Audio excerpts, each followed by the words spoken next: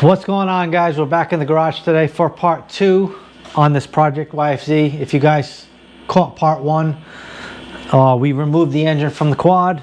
So today's mission is to tear this engine apart. A couple things you guys are gonna need. I'll give you guys a close-up. We have some tools laid out on the table here. So this is a Tusk universal basket holder and hub holder. So this is a great tool for the clutch to get the nut off. You guys are gonna have to have a flywheel puller. This is Motion Pro. Awesome setup. You're definitely gonna need one of these. And just to make things easier, we have a Tusk case splitter. Now, you can split these without it. It's not gonna be fun. The engine does have some grooves, like you can see right here. You can kind of pry that apart. It has it in like a couple locations. It also has it right here. But it's going to be a lot harder to do it that way. So this is a great investment. It's relatively cheap. I want to say it was under $100 for this Tusk case splitter, and I've had this thing for many years. It's already paid for itself time and time again. We keep using it, and it's great.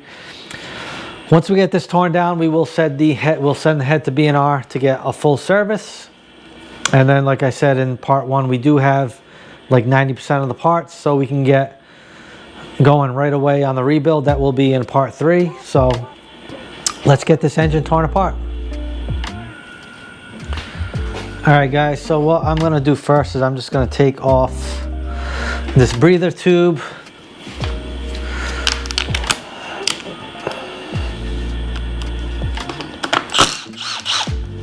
Get that out of the way so we can start with the head. We'll take the valve cover off. I'm hopeful that we can probably do a breather box on this build as well. We'll get rid of all this crap. All right, so that's that. We'll start with the valve cover. We have a table set up to my left where we can place all the parts neatly.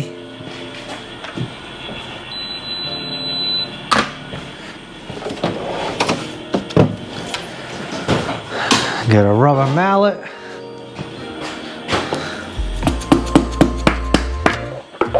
As this has never been opened up before, so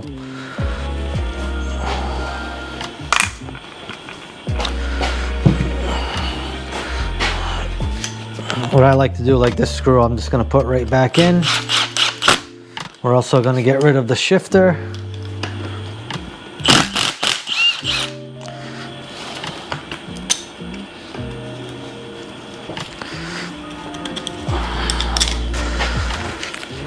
The case saver, we will have to take off the sprocket as well.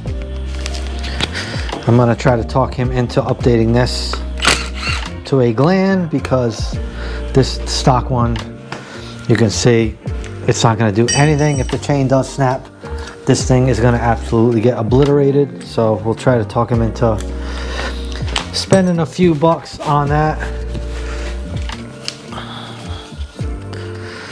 All this electrical stuff we can unplug. Speed sensor, that can come out. We got the brake light, rear brake light assembly. Actually, the speed sensor we can leave in. We're not, like I said, we're not cleaning these cases, so probably click her in gear.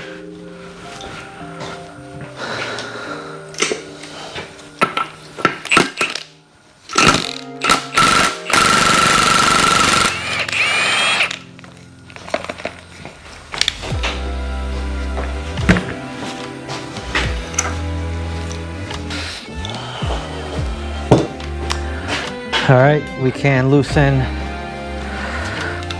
this timing chain adjuster. I'd like to loosen that 10 on there, just so when we put it back, we can take that off easily. And then that's just an 8. You can pop that off.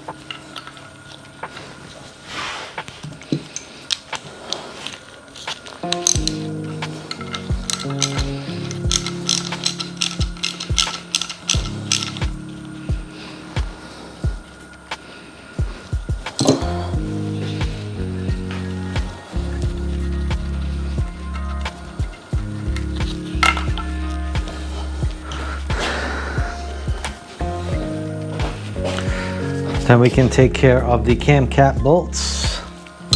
Loosen those up.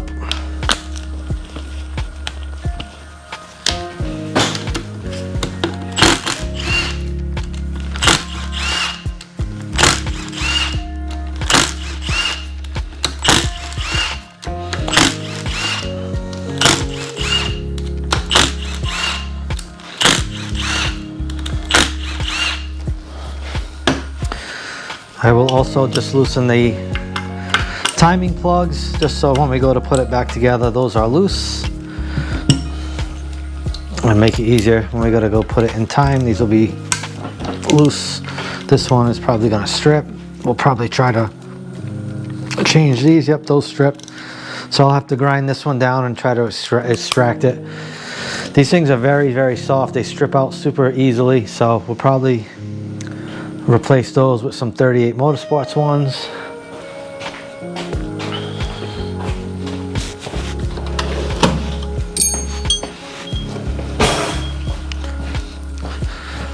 All right, we can get our cam caps out.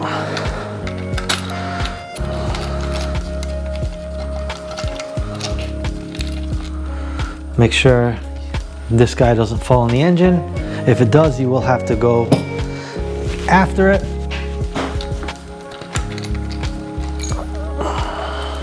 Same one from the exhaust side. Let me take out our cams.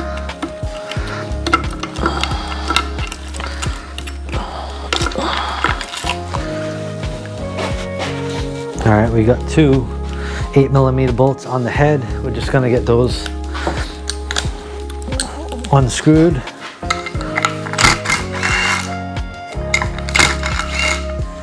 We will leave the one in on the cylinder for now, just so we can take the head out separately. Sometimes they like to stick together, so. Next, we will loosen the head bolts. We will use the impact for that.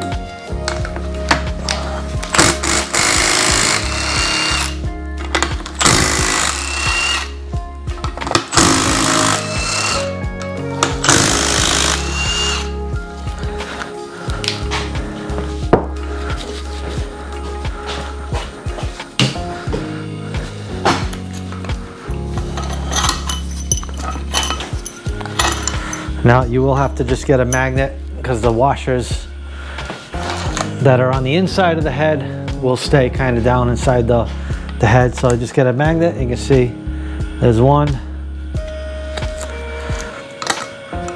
and there's two.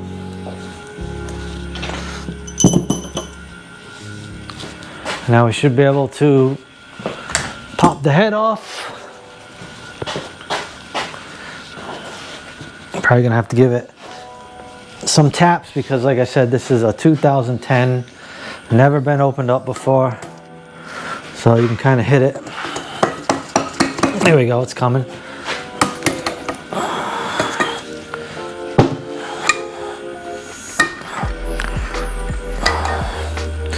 It actually doesn't look too bad. Show you guys, it doesn't look too bad at all. I mean, there's a little bit of carbon buildup in there, but that's normal. We'll remove the gasket after. Take the pins out, the little collars that are in here. There's one right, it's still in the cylinder. Take that one out. All right, now we'll do this 8mm on the cylinder, and then we can remove the cylinder.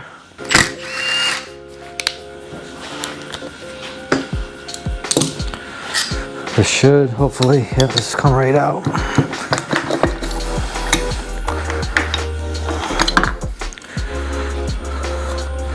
Cylinder looks pretty good for original. I'm not sure if you guys can see that, but a little bit of wear there, but it's not horrible. Piston looks okay. There's some carbon buildup on it, that's normal. Check for some play. Side to side is fine, up and down I don't feel any, so that's good. Timing chain we can just kind of lay in there. All right, so now we will remove the flywheel side cover off first. Let me move some of my tools. just a bunch of 8mm bolts that go around it, so you can just unscrew those.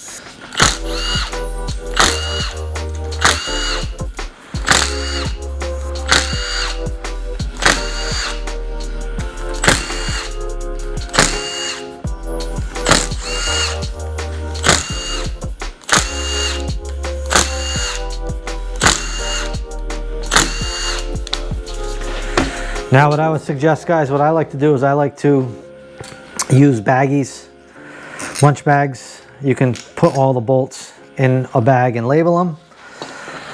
Me personally, I know I've been doing these enough where I kind of know where everything goes, so I'll just keep these bolts with the flywheel cover, and then I know where those go. So this should, I'm gonna just give it a couple of taps. It should come right out. Yep. This one does have the flywheel and stator in it, so you got the magnets.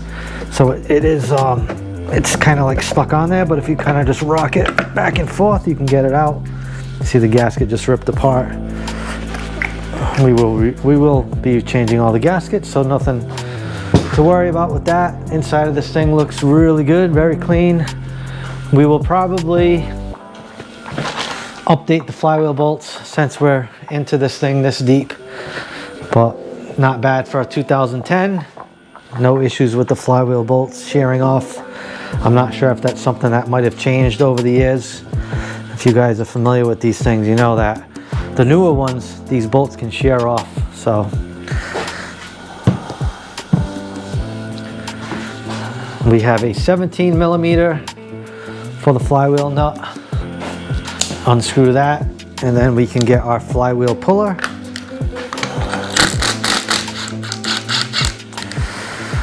You got to be careful when you are pulling this off. Just make sure you don't lose the key that's inside of here. So we'll get our puller. Just screws on. Screw it in until it stops. And then I just like to get this started. And then same deal, we'll get our impact gun with a socket and just pop this bad boy out. I'm not sure if it's a, oh, it's a 19mm.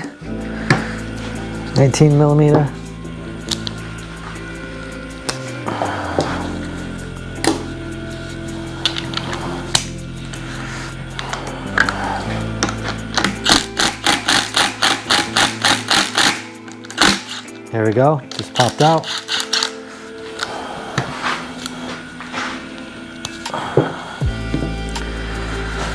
Remove the puller, and then you can slide the flywheel right off of the shaft.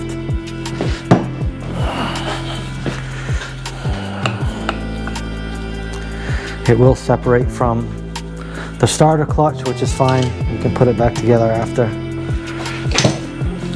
So here's the key I was talking about right here. We're gonna remove that right now and grab it before we lose it.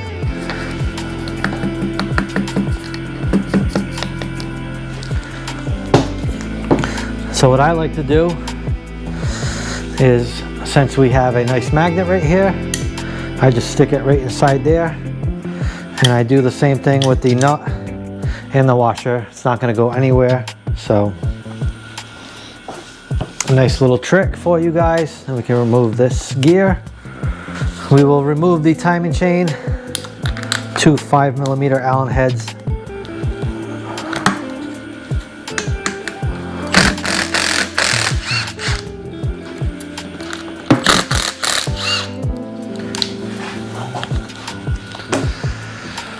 This will slide out. You got to be careful because there's like a little bushing that is on here.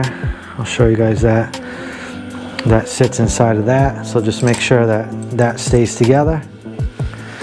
We are replacing the guides, so we will just put these aside.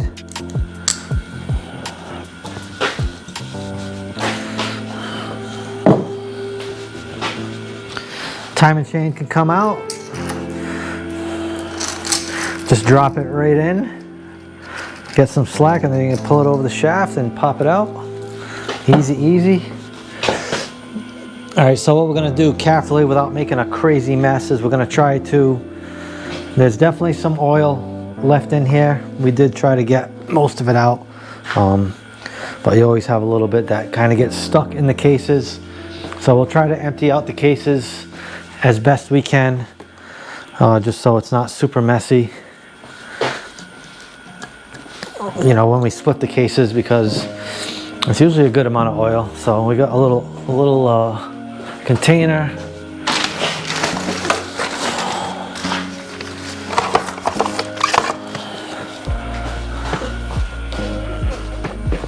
We'll have to move this back a little bit.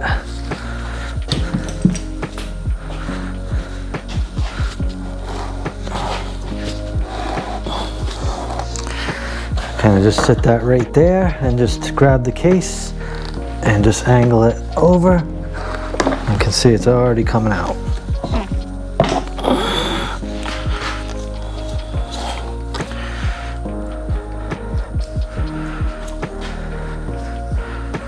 Definitely a good amount of oil. There'll still be some inside there too, but we'll get most of it out. It'll be a little bit cleaner when we go to split the cases. All right, that's pretty good. All right, we'll flip this thing around and then we'll work on the clutch side. All right, same deal, a bunch of 8mm for the clutch cover and the side case cover.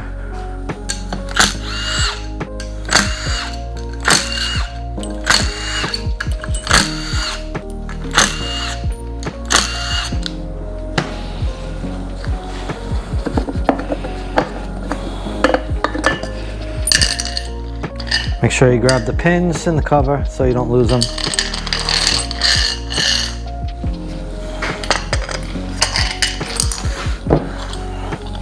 This is a 2010, so we do not have to worry about the basket. It already has the good basket in it.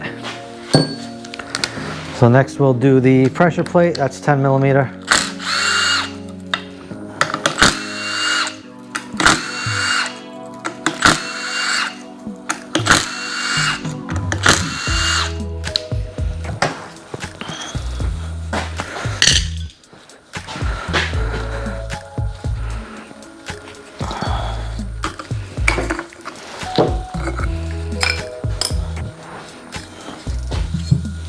I will say that these plates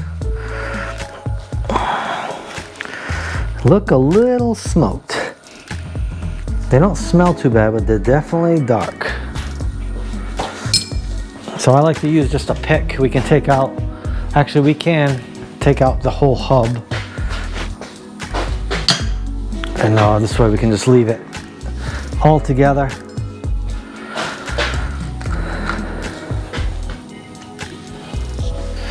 So there is a lock on this nut. It's one of the washers with the tab. You just need a flathead screwdriver and flatten it out. Then we can take off the nut.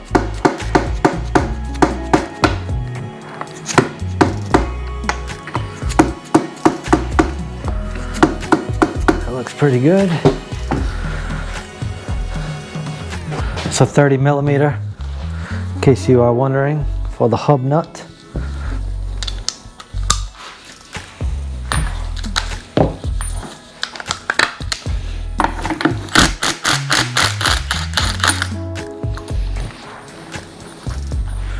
Now we might, so then grab the washer.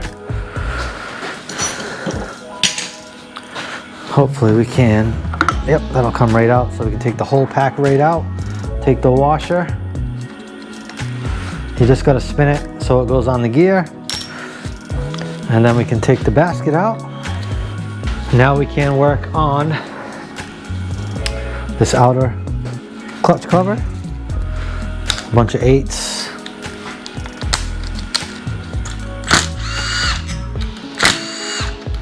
Get rid of this guy.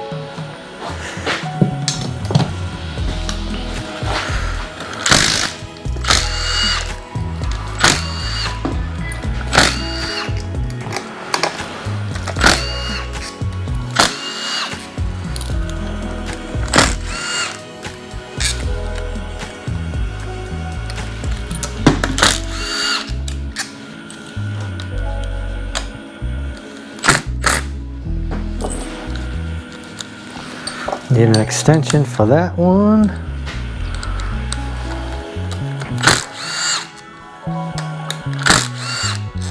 I'll tell you, the inside of the thing looks super, super clean, which is good to see.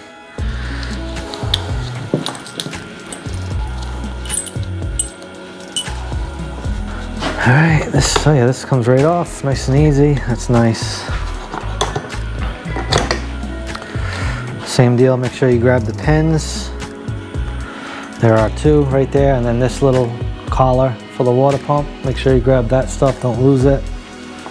We will work on some of the gears. This thing is just leaking oil everywhere. All right, so we can take out the shift shaft. That's just gonna slide right out. You just rock it back and forth and get that right out. There is a washer on there, guys. Make sure you grab that, and make sure you grab this little sleeve that goes on the shift drum. Don't lose these things. What I'll do is I'll zip tie this stuff together. Just like with these gear sets, I'll take some zip ties, zip tie them together so nothing gets lost. And we got a couple nuts to remove. And then we can get all these gears out. I believe this guy is, no, that's not, I just had that one.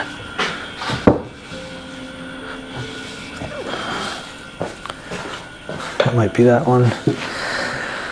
We have another tab on a washer on this gear in the front for the counterbalancer. So same deal, flathead screwdriver and flatten it out. That'll allow you to get your socket in there. Just like that.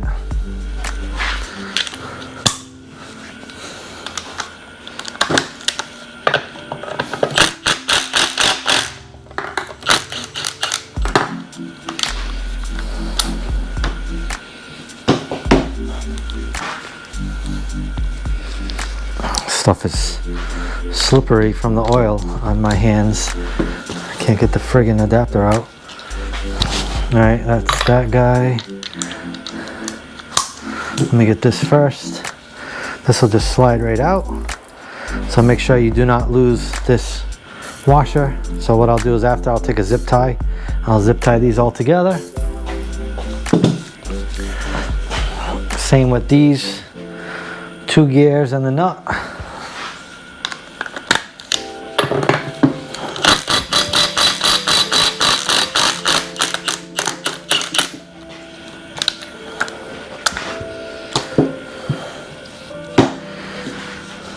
There's a washer on here as well. All right, so these three gears we can take off. There's a washer in here, so don't lose that. We will zip tie the nut, the washer, and the two gears together so we don't lose them. All right, now we have the oil pump gear that we can take out. Actually we can. Now we're gonna take that out. It's got a snap ring on it. You will have to replace that. Right here has a washer as well, so make sure you keep these together.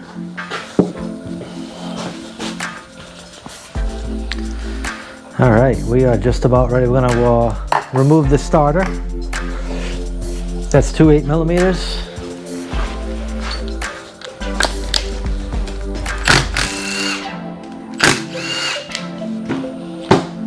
Give it a little tap, it'll come out.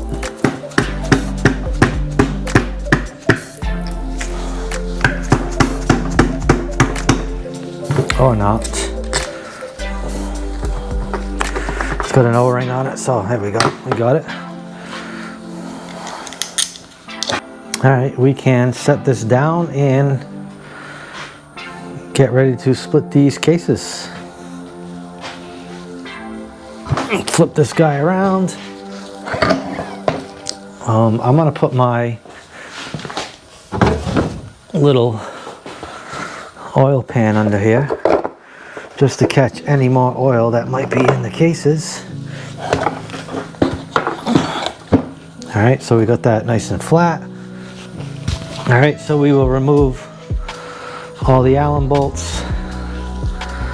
They kind of go around the outside of the cases, and then you have 4 on the inside of the cases.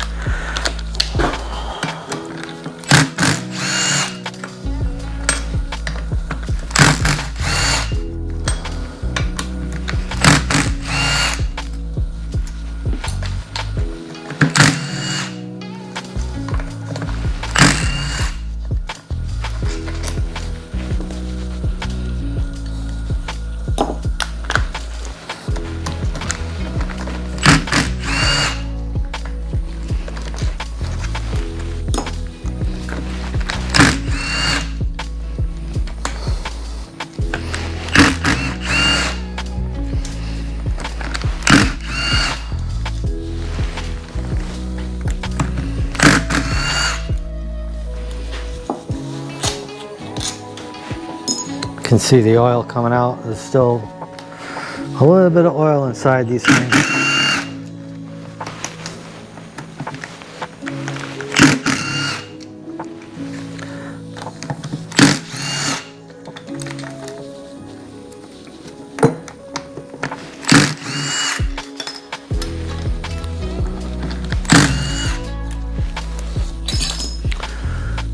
One more right here, and that looks like all of them.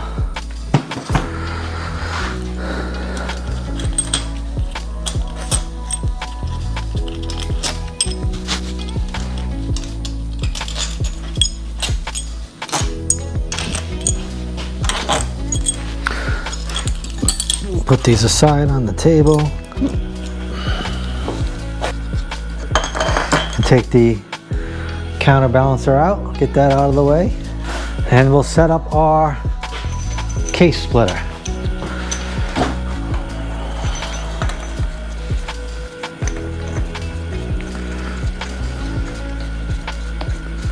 So you just want to screw these little adapters in, just screw them in until they stop. You don't really have to tighten them, just snug them up.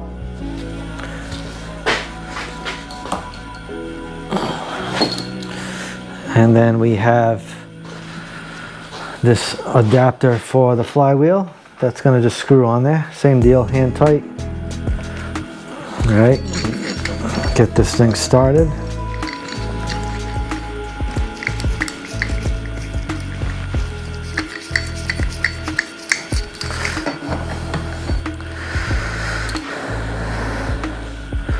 Then we can put our bolts in.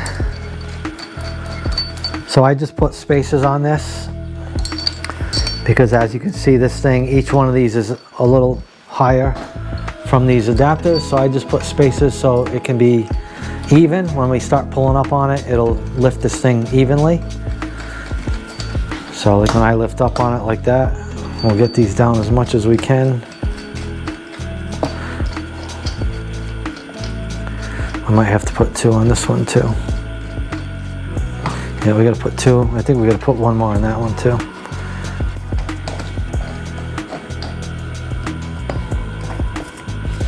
All right, we just need a socket and we can crank it slowly.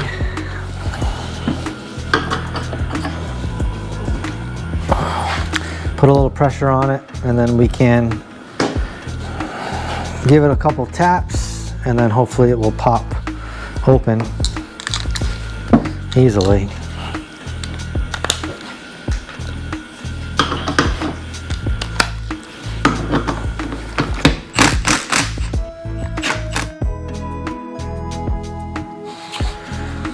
All right guys, so I have to apologize. Once I did go back and check the footage here, my microphone ended up dying.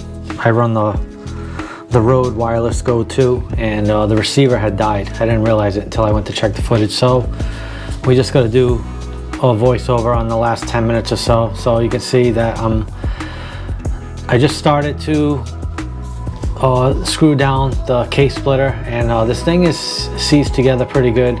It ended up being seized on the crank and on the countershaft bearing, both the main bearing and the countershaft bearing. So I was just tapping the countershaft. That's usually what I normally do. Just give it a couple whacks and then spin down the case splitter a little more, and then give it a couple whacks. Kind of do that until it pulls apart. But this one wasn't so easy. I actually cut out a good part of the video. I wrestled with this thing probably for a half an hour. I was trying not to break anything and just trying to get the cases, you know, separated. So you can see that they did separate just a tiny bit. You can see it a little bit. They are separated, but the counter shaft is frozen on the bearing, so I'm whacking that. What I will end up doing, you'll see in the video in a little minute here, is I'm gonna have to get my torch out and put some heat on the main bearing and a little bit of heat on this counter shaft bearing,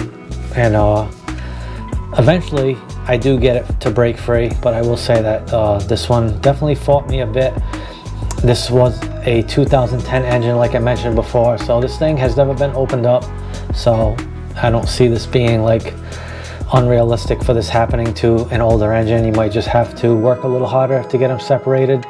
So here we go with the torch. We're going to heat up the main bearing, try to free that up. And the main bearing did free up, you know, a little quicker than the countershaft bearing did. The countershaft bearing, that thing was on there. Heating it up, heating it up. All right, give it a few more turns. See, you can see it came apart. It's probably about a 1/4 inch separated. Usually at this point, you can just lift the other case half right off the engine, but that wasn't the case. It's still stuck on that countershaft sprocket bearing. So I'm heating that up now. And like I said, I had to do this a couple times, especially on that counter shaft side. So we'll spin it a little more. It looks like you can see it's about, oh, so you can see it just broke free now. So now the hard part is done. What we're gonna do is we're gonna break down the Tusk case splitter, tear it all apart, get it off the engine case, and then we can get these two apart. And then we can tear down the inside of the cases, the transmission, and stuff like that, get the crank out.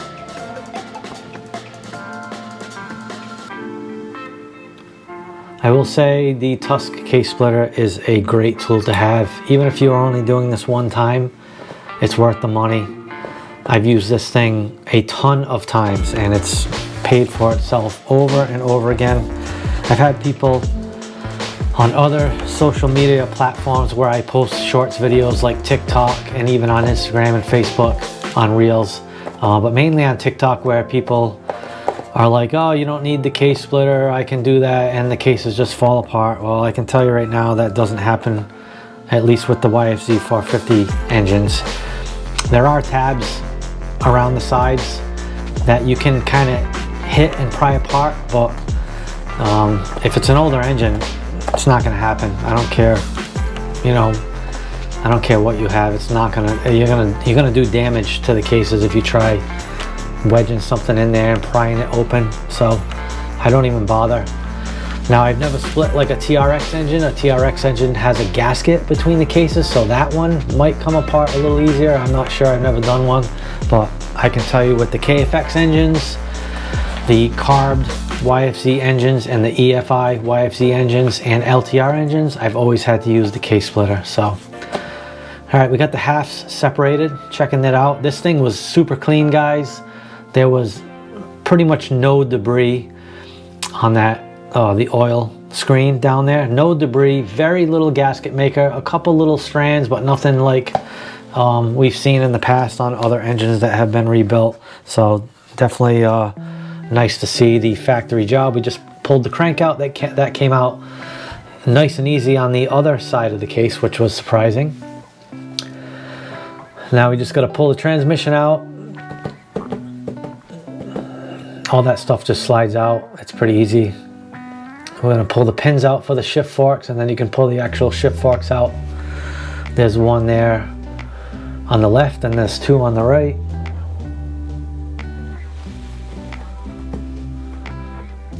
Here's the other one. I just kind of put everything back how it was. I kind of know these engines. You guys have seen me do these a million times, so I kind of know how everything goes just by memory, but every now and then I do refer to the manual if I'm stuck on something, but for the most part, I know these engines very, very well. There is a washer that is stuck to the bearing. It goes under that gear. So just make sure you take that right there. I just showed it to the camera.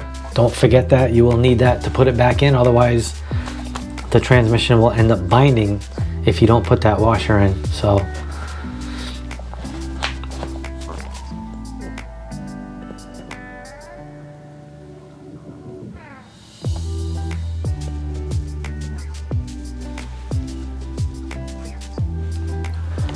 get my hands cleaned up. So what we're gonna do now, we're just gonna drain the excess oil out of this case. There's always a little bit of oil stuck in. There's the oil screens right there. Those were spotless. That's what I'm trying to tell you guys, but my microphone had died. You can see I'm wearing it on my shirt there.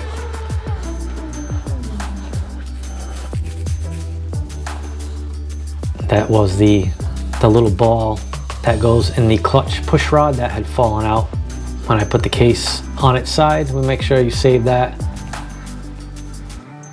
We'll just drain the excess oil out of this thing.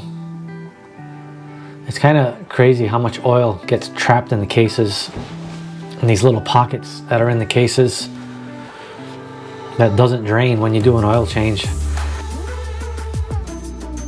Alright guys, we got everything cleaned up. You can see the cases. We'll bring you guys in close so you can check them out. Very, very clean.